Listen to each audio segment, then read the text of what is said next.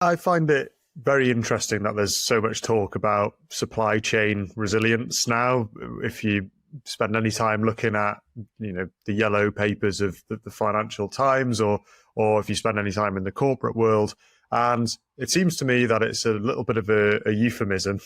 And sometimes I can't tell what it stands for. Sometimes I can't tell whether it stands for we want to keep globalization going, but let's just figure out where else to manufacture all of these thousands of parts for our various electrical items.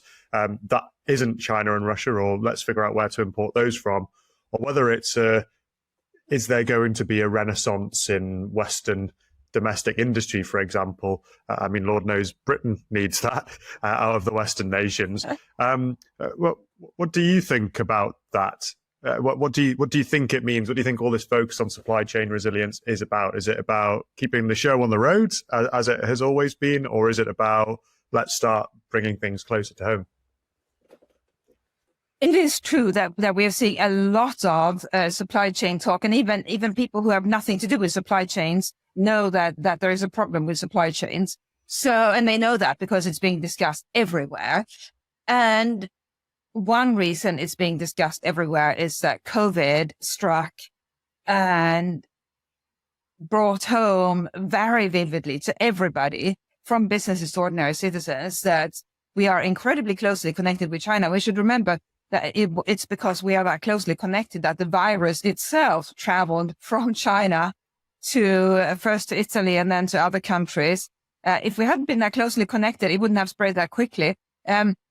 But the other thing that happened was that Chinese authorities were not transparent with the rest of the world about the fact that the virus was spreading. And it doesn't matter where it originated. The fact is that it started spreading, and they denied they were spreading. And as a result, it continued to spread and then spread to the rest of the world. So that's how many people, politicians and ordinary citizens, lost faith in the Chinese leadership.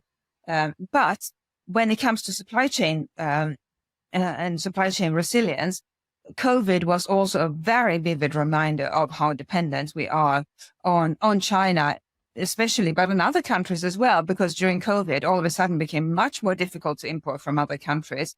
And companies that had major manufacturing and supply chains in China all of a sudden found themselves stranded. And I write about this in the book. They were stranded because there were constant lockdowns in China. China had a zero COVID policy after a while when they came around to acknowledging that they had a COVID problem.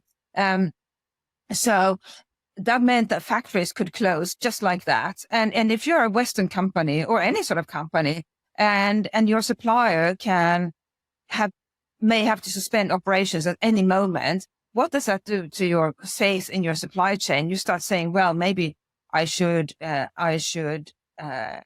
get additional suppliers that will be more expensive, but then I will have a backup. Maybe I should just move away from Chinese suppliers altogether. That is also very difficult. That is very difficult because China is the factory of the world. But those sort of thoughts started being entertained in corporate headquarters, and not just entertained but acted upon. And I think it's interesting when analysts and general commentators talk about, we need to shore up our supply chains. Companies are working very hard at that, and it's just extremely hard to do. And it is really like selling your house, but it's 1,000 times more complicated. You have to find an alternative. You have to completely shift around what it is you need to have where, and you have to do it without any disruption to your customers. It's so complicated.